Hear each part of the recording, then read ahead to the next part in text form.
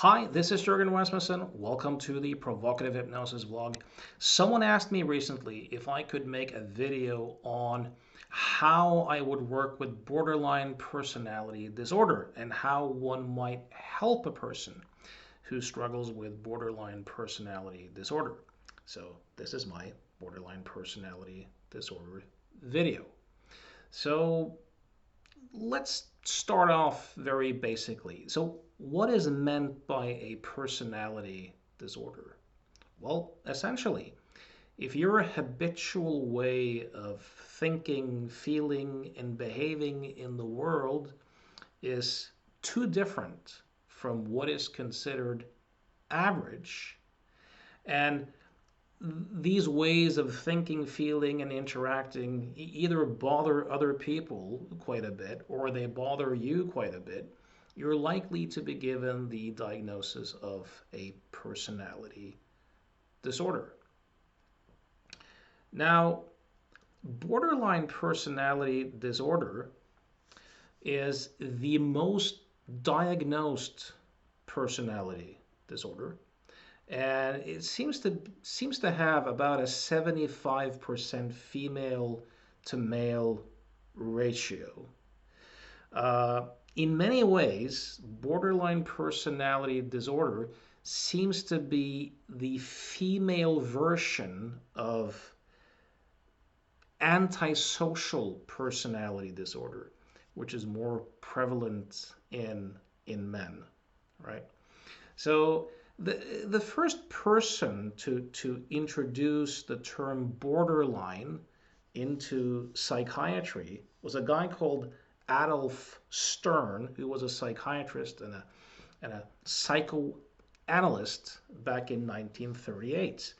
And when he used the word borderline, he talked about the border between psychotic and neurotic. So back in those days, they had a tendency to think of what they call mental illness, something I don't support or believe in, by the way, which you know if you follow my channel.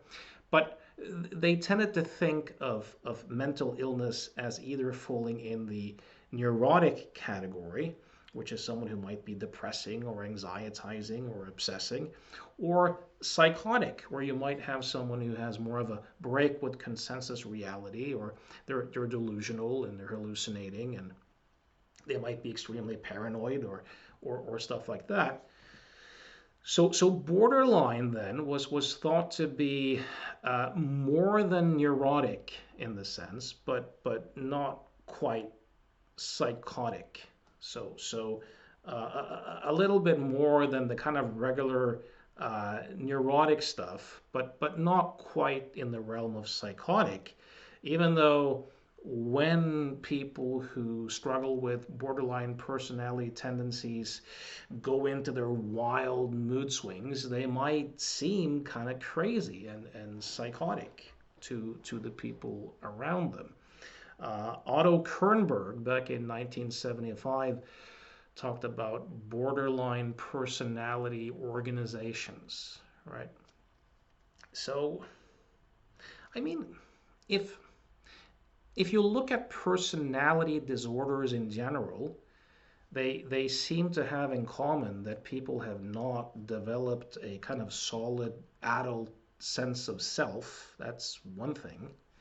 And the second is that their way of habitually thinking and feeling and behaving gets in the way of them regulating themselves emotionally in functional ways.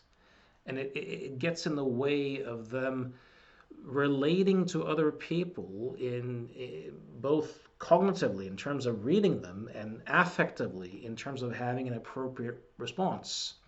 So if this is too out of whack, people tend to get a diagnosis of personality disorder. So what is it that really characterizes this most diagnosed, this seemingly female version of antisocial personality disorder? Well, the hallmark of borderline personality disorder is this extreme fear of abandonment. that seems to be the main driver. They have a intense fear of abandonment. And the theory is that the people who develop borderline personality tendencies have a combination of some biological vulnerability and an upbringing that has been abusive or neglectful. Of course, the tricky part with this is that most of the people who have had abusive childhoods don't develop these particular tendencies. And there are quite a few people who have not had, abuse happen in childhood who do develop these particular tendencies. But that seems to be the kind of theoretical framework that people operate from.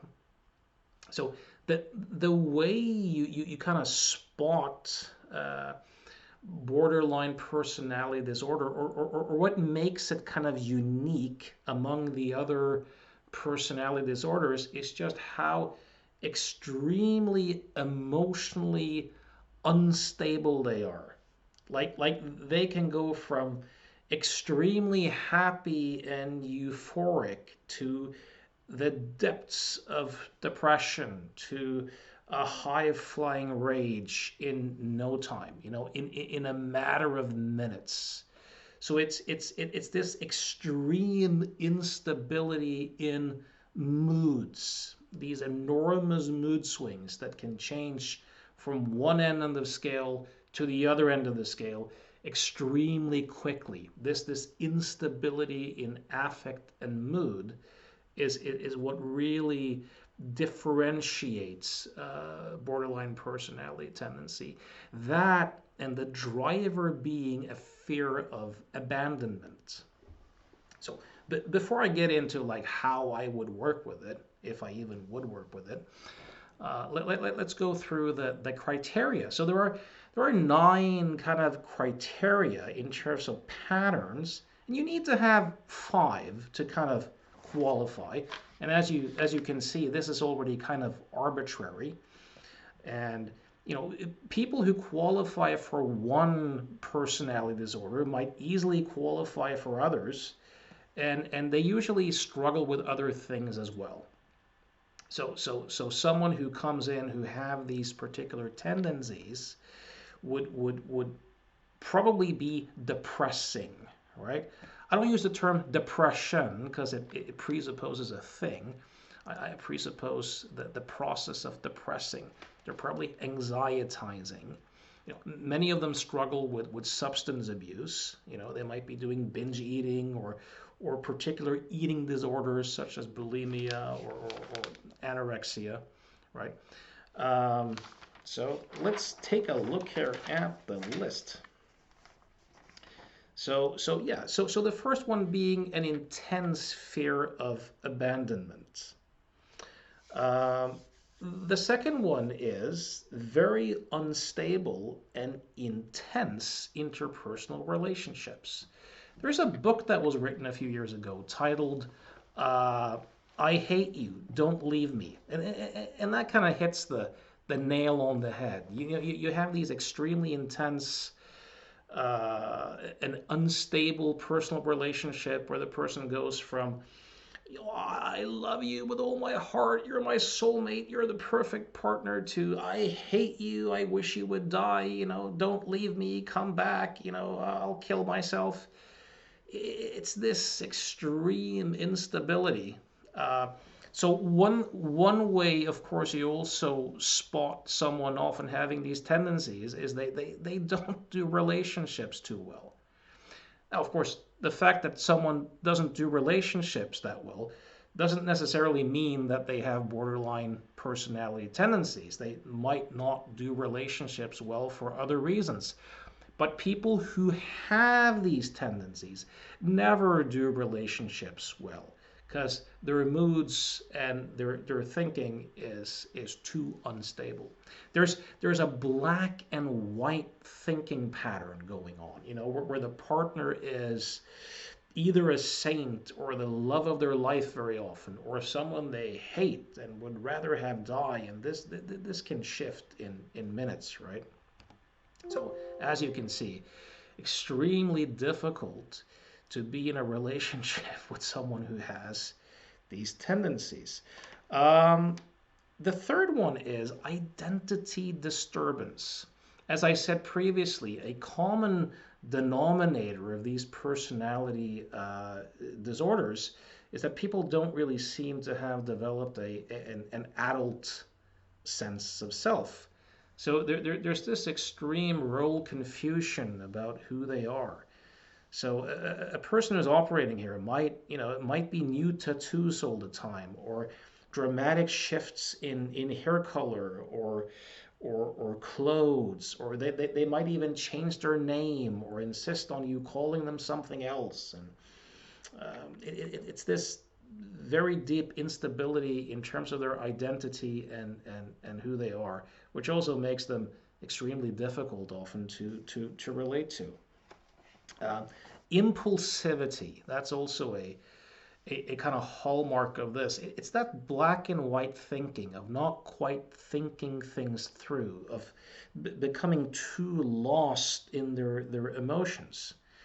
And this kind of results in often in a recklessness, so you have the binge eating, you have the sexual promiscuity, you have the substance abuse, uh, you might have the self-cutting or the self-harm.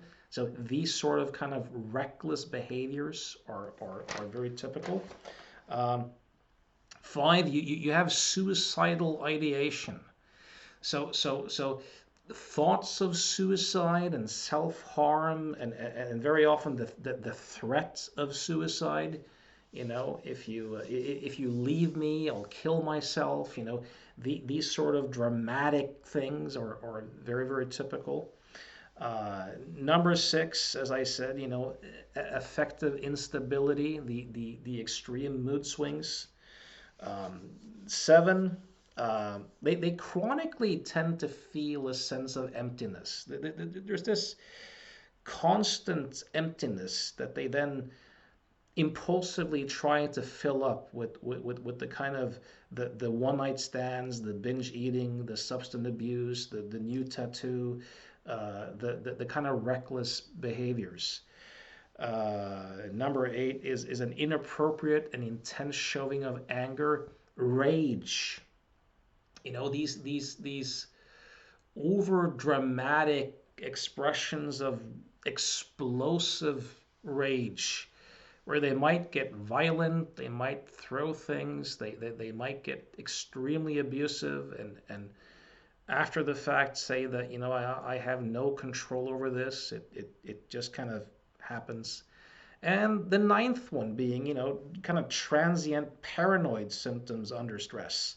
So under stress, they might get very delusional or very paranoid. And this is where the, more than neurotic and not quite psychotic thing comes in. Now, someone doesn't have to have all of these to kind of qualify. They need only five. And as you can see, personality and personality disorders is a psychological construct. It's on a spectrum. So people can have some of these tendencies and not others, and have them to various degrees. So how would I work with a person like this? So the first thing I should say is that I've had a lot of interesting requests over the years, but I've never ever had a client come in and say, I have a borderline personality disorder and I want you to cure or help me overcome my borderline personality disorder. I've never had that request. Um, I do, though, have a lot of clients who are partners of people who have been diagnosed with borderline personality disorder and are looking for ways of understanding that and dealing with that better. So that's kind of interesting. I should also say that I am convinced that I have had a lot of clients, especially female clients, who would have qualified for this diagnosis and who probably even also have it. I spend a lot of time working with people who have anger and rage issues. and jealousy issues and relationship issues. So while I don't really work with this, I do simultaneously work with it. If if someone asked me to help them overcome their borderline personality disorder, I'll be completely honest with you. I think these days I would likely perhaps exit stage left unless I really liked the person or and the reason for that is that, people with these tendencies can be extremely manipulative and extremely difficult to deal with. And they can make your life very interesting and not necessarily in a good way. And the question is, do I want the hassle?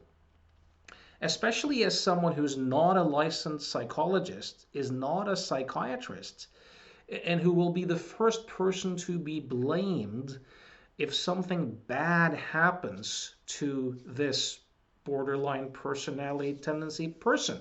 I'm thinking, for example, of suicide. So these clients will often threaten suicide and have a lot of suicidal ideation.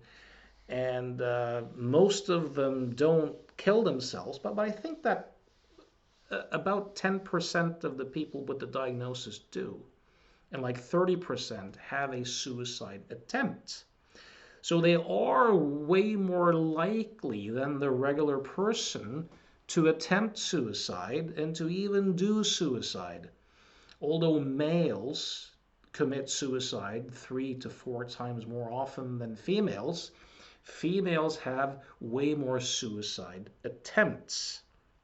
So as a guy in private practice, I don't really want to be blamed for someone doing stuff like that. And of course, someone with those personality tendencies who is kind of irresponsible and manipulative and reckless would perhaps likely blame you and be very vengeful against you if what you say and do doesn't quite resonate. And you might also get psychologists and psychiatrists on your case as well. Today, too, with the whole Me Too culture and the cancel culture and the victimhood culture that we have, this whole Vogue thing, combined with values revolving around liberty and freedom of speech and individual autonomy being so much under pressure, we seem to be collectively and politically moving in more totalitarian directions. I think in my younger days, I would accept that challenge right off the bat. I think today, I would be more likely if I knew someone had that diagnosis to just not take them on as clients. Not worth the hassle. That's not politically correct. It doesn't seem like a very compassionate thing to say, but I think that's probably where I am. Um, but let's say that but as I said again, I do think that there are quite a few people who haven't necessarily told me about the diagnosis, or I haven't asked, and who have displayed these qualities in spades, right? Uh, I do have some outstanding results and transformations with some people who fit that bill. On the other hand, I would say that I think these are probably the types of clients who I have struck out with the most. And I'll say this too, I have about a 50-50% male female ratio, and half of my clients are from other countries. And I love my work. I really love sharing these insights with people and helping them. And that goes for both my male and female clients. I love working with most of my female clients. I have never had an issue or trouble with a male client ever in 26 years. I have had a few instances of trouble with female clients where they have tried to destroy my reputation. Not based upon me sexually assaulting them or being violent or doing anything like that, but based upon me challenging their victimhood narrative and saying things they don't like. So, for example, a few years ago, I worked with a woman who was a former model. She seemed quite narcissistic. I truly do think that the whole borderline thing probably fits quite well. And she was talking about moving to the United States, and she talked about, for business purposes, and she talked about having this criminal record for online harassment. And I just told her that, look, you might want to look into that and speak to a lawyer before you invest, because you might not even get into the United States with that criminal record. And I kind of challenged her plans and ideas a little bit, and she seemed to handle it in a kind of mature way. But she also showed me some flashes of anger here and there, and some contempt. And at the end of the session, she said, I have to think about whether I want to see you again. And I said, sure, let me know on Monday. And on the following Monday, my Facebook page, under many of my videos, this woman had this character assassination of me where she tried to destroy my reputation. And none of it was about me having done anything bad towards her, but it was all like a character assassination, right? And this is, of course, if you talk about the female version of antisocial personality disorder, a kind of more toxic female tendency can be not necessarily violence, but trying to ruin someone's reputation. So I just contacted her, and I said, look, given your upcoming court case, this might not be the smart thing to do, and I think you and I should just leave each other alone, and I'll refund your money. And she never sent me her account number, so I never heard anything more from her. But I think if you work with someone who has those tendencies, you're more likely to get those sorts of behaviors. And the question is, do you want them? Is that something that's worth the hassle? And for me, at this particular point, it's probably not. But let's say that I work with someone and I discover that they have some of these tendencies, and I decide to work with them after all. I would probably say to them, look, let's leave the diagnosis aside and look at where in your life are you stuck. You know, and whether it's extreme anger outbursts, or whether it's problems with substances or self-harm or suicidal ideation or the chronic feeling of emptiness, I would probably try to isolate those contexts and help them develop insights into the nature of their experience and to build particular skills. That seems to be the sensible thing to do. So let's go back to the whole list here. So if we look at, for example, fear of abandonment, which also often contributes to these mood swings and very unstable personal relationships. Well, what is abandonment really? It's a thought. It's a fear of what they might experience internally if some other person leaves.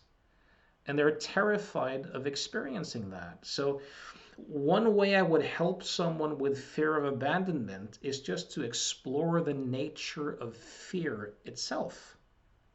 And to help them to see that, look, if you're anxious, you're demanding a particular outcome, and you're creating a story that someone else leaving or staying means something in particular about you. That's what makes it so scary. I would help them explore that so they could see what that fear was all about, and help them cultivate their willingness to have certain thoughts and feelings. I've done this with plenty of people who have had abandonment issues, whether they seem to qualify with the diagnosis of borderline personality disorder or not. As an example, a few years ago at a conference, I worked with a woman who came up to me. This was an impromptu, spontaneous session, and because I hadn't selected her as a demo subject, and she said, I was abandoned, and she just broke out in tears. And her parents had abandoned her, as a child. And what I did with her is I did this quick thought experiment where she realized that she was fine, like her being was full in and of itself, and that from time to time the I was abandoned thought appeared. And when that wasn't seen as a thought, it looked like who she was, and therefore it triggered this cascade of emotions. But I had her practice having the thought come up, noticing it as a thought, and noticing that when the thought remained, her being remained. Therefore, the thought was not essential to who she was. And this was an enormous transformation of experience and insight. She said that 34 years of trauma and painful emotions around abandonment dissolved right then and there on the spot. So that's one example of that. Number two here, unstable and intense interpersonal relationships. So again, exploring that whole abandonment issue, helping people to see that it's a thought, helping people to cultivate a willingness to feel the emotions around that, helping them to disidentify with those thoughts, so that when the whole I was abandoned or what if he abandons me thought appears, it doesn't look like who they are, but it looks like an idea or a particular experience. These forms of self-inquiry can be extremely useful. If someone has very unstable and intense relationships, they probably have very unstable and intense inner emotional lives. So if people's emotions very easily get the best of them and they get lost in these emotions, helping people to cultivate skill in being present with emotional experiences can be extremely useful. So training someone to, in a safe way, feeling into their feelings and observing them simultaneously. Because if someone has, for example, an overwhelming experience at work, one thing you can do is you can chunk that assignment down into smaller parts or pieces. And if you can chunk it down, it becomes more manageable. And this is one of the big strengths of meditation and mindfulness, is that you can help someone take an emotion that just seems, too big or too intense. You can help them chunk it down into smaller components and to track it so that it becomes more manageable, and to be able to find a stability in themselves irrespective of fluctuating emotions. This can be a lifesaver. So meditative techniques and explorations here can be extremely useful. Also, if someone else has these extremely unstable relationships, there's likely a lot of black and white thinking going on, and a lot of mind reading and a lot of projections. So teaching them basic CBT, cognitive behavioral therapy, challenging their masturbatory ideologies and their black and white thinking, and teaching them how to kind of question their thoughts and relate to thoughts in a different way and to spot thoughts differently. If you look at the people who claim to be or who have documented success with working with borderlines, there's quite a bit of evidence that good old-fashioned cognitive behavioral therapy can be quite useful. And the most useful kind of approach has seemed to be what's called dialectical behavior therapy, which is largely a form of cognitive behavioral therapy that also adds mindfulness and meditation, dealing with emotions and learning to live in the present. which is kind of what I'm advocating here. Also, if someone has uh, so much issues in relationships, they're probably misunderstanding where their experience is coming from. So it probably looks as if the partner or the other person is making them happy or making them miserable. So inquiry into discovering that, hey, wait a minute, the peace and love that I'm looking for is actually the fabric of my nature. It's the nature of being or consciousness itself, and that it's the thought process that projects meaning.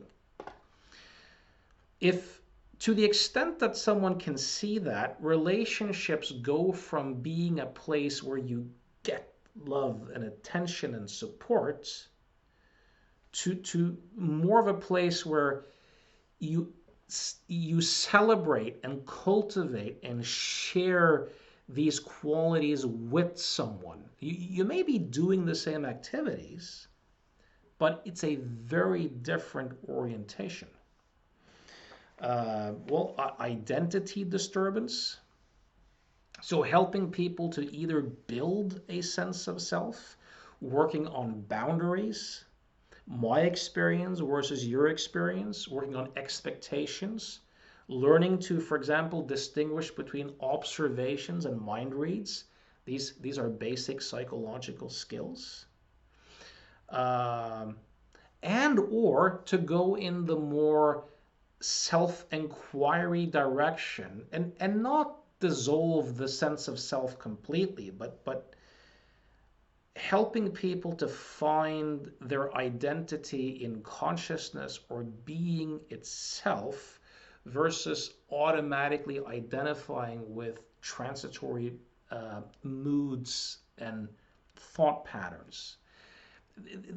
To be able to see thoughts as thoughts and to feel feelings as feelings and to kind of remain as the awareness that has thoughts and feelings can help people to find a sense of stability even when their mind-body system might be fluctuating. So these are also extremely useful skills.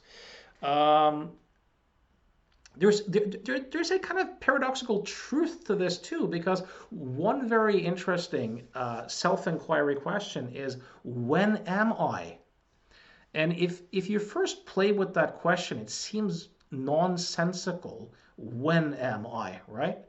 But what you might notice is that, as the writer Virginia Woolf used to say, we have as many I's as we have relationships. You know, a different you might occur around your mother versus your husband versus your child versus your boss versus your lover, you know. So there are different I's that show up for different relationships. And this notion that there is a stable thing like self in there is an illusion. You know, there are many I's or selves that occur all over the place. So the people who are confused about their identity is onto something in that sense, but there's something about helping them to kind of be the movie screen that these movies appear on, to not that easily get lost in experience and to automatically identify with thoughts and feelings, because that makes it seem as if whatever we are is shares the destiny of these limiting transitory mood states, right? Impulsivity. So again, these sort of reckless behaviors, whether it's threats of suicide or it's binge eating or it's promiscuity or self-cutting, for people around them, this looks like like a problem. For the person who engages in this, it's a solution, meaning they're in pain, they're in emotional turmoil, or they feel a deep emptiness. And doing these things seems like a way out. all they're looking for is happiness or peace or some sense of contentment. So helping people to see that these are solutions. They're solutions to deal with thoughts and feelings. So helping people to generate better solutions, to have a different relationship to thoughts and feelings, and to discover the peace that's inherent in being itself behind these thoughts and feelings can be extremely useful. Also, as Viktor Frankl, the old psychiatrist who wrote the book A Man's Search for Meaning, used to say, he had this saying that between stimulus and response, there's a space. And in that space lies man's freedom to choose his response. So cultivating that, orienting their attention towards the space between stimulus and response. So for example, in cognitive behavioral therapy, you have a model that says A, which is an activating event, B, which is your beliefs and interpretations about what's going on, and C, the consequences. So people who are very reckless and impulsive will focus on A and C, the events and the consequences. If you can remind them of a B and orient their attention towards a B and get them to write and to get them to kind of acknowledge that I'm the meaning maker. I create the narrative. It's not the events themselves. It's how I make sense of things. And there's a lot of choice in that. So working on enlarging and cultivating that space can be, extremely useful. And helping them to explore, where do my feelings really come from? They come from inside of us. They come from our thinking, moment by moment, But for most of us, it doesn't look that way. It looks as if our feelings come from external factors and objects and events. So life becomes about controlling and manipulating and living up to people's expectations. But a lot of this is a misunderstanding as to the nature of our experience. Let's see what else we have here. Yeah, the suicidal, ideation. So I think, one big reason for knowing a little bit about borderline personality disorder, getting familiar with the patterns, learning to spot it, to recognize it, is because these people do have a higher suicide risk. And if you want to work with that, you want to study suicidology, right? You want to read, Edwin Schneidman. You want to read Thomas Joyner. You want to be up to date so that you know a little bit about suicide risk and suicide factors. And I mean, still, it's hard to predict a suicide, right? But if you look at some of the factors in suicide, people who are suicidal, for the most part, don't seem to want to die, but they want to escape the torture chamber of their mind. It's a solution, right?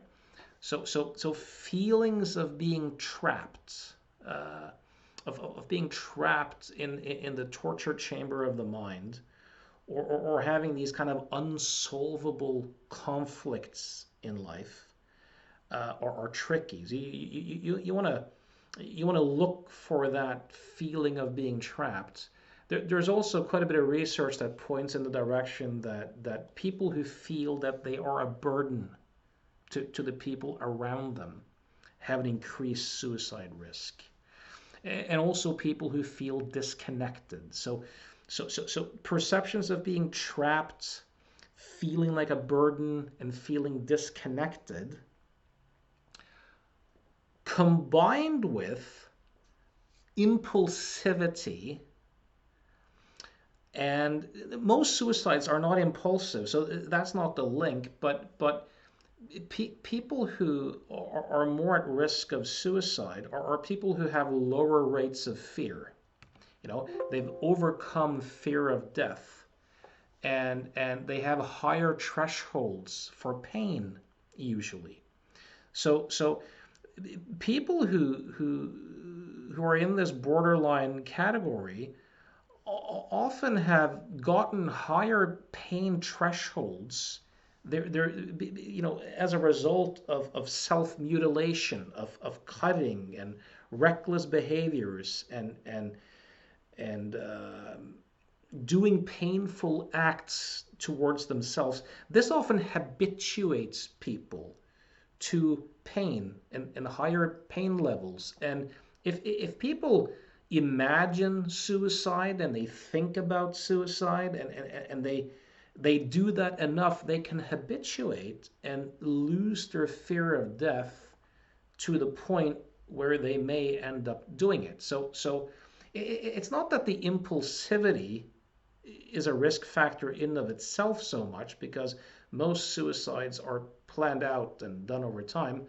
But it's that the reckless impulsivity leads to more of these kind of violating behaviors where people subject themselves to pain and assault, and that this can increase their pain tolerance and also over time decrease their fear of death.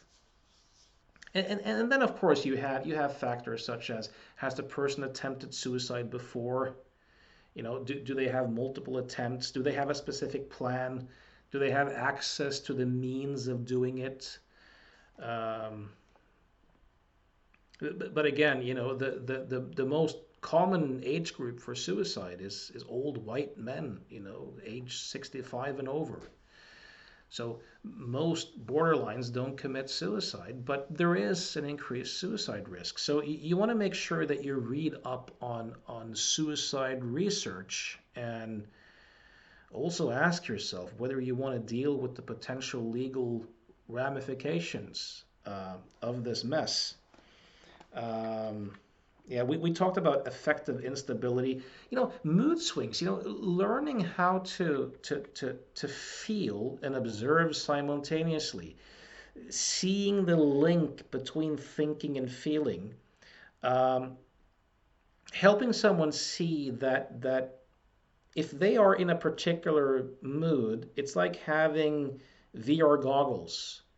That if you have orange VR goggles and you walk outside my office, the snow is going to look orange. The cars, the people, the sky will look orange.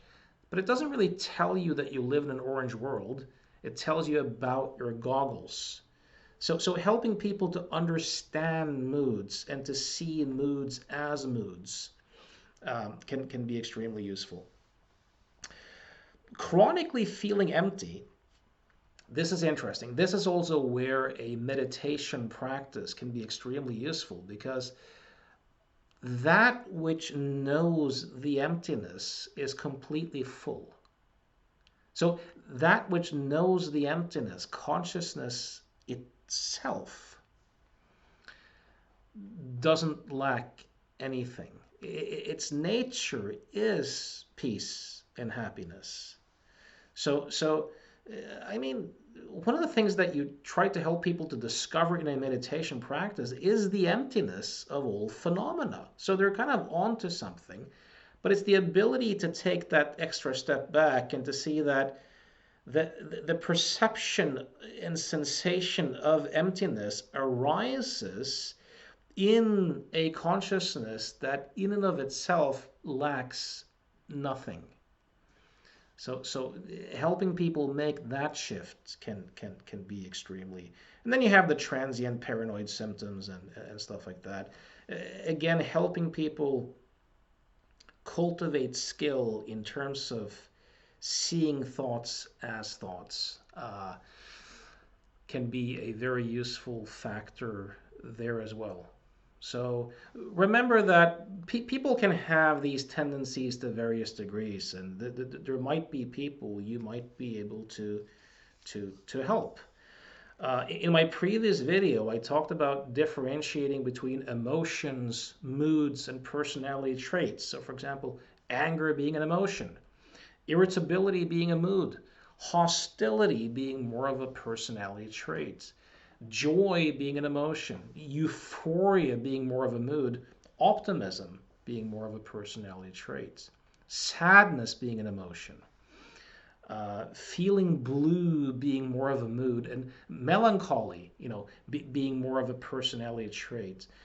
Uh, Traits are not emotions, they're dispositions that make it more likely that you feel certain thoughts and emotions, right? So changing traits is more difficult than changing or dealing with emotions, for example.